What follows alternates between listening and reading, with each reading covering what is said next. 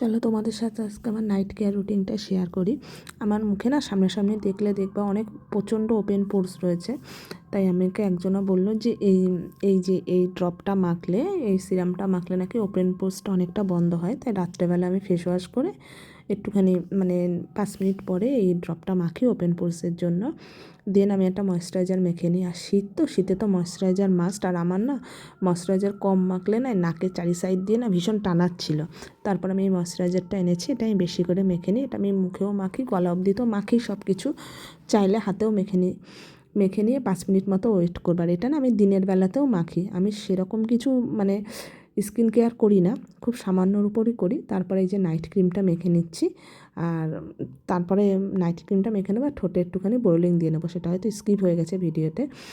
Just এইটুকুনি আমি skin care করি, এর থেকে বেশি আর কিছু করি না। আর আমি দিনের বেলাতেও একটা ডে ক্রিম মাখি, আর এই ময়েশ্চারাইজারটাই মাখি। আর এই ওপেন পোরসের এটা আমি দিনে মাখি না, রাতে মাখি। তোমরা চাইলে এটা দিনে মাখতে পারো। তার আগে সানস্ক্রিন ইউজ করতে হবে। এটা সবেমাত্র আমি ইউজ করছি, 1 মাস মতো হচ্ছে।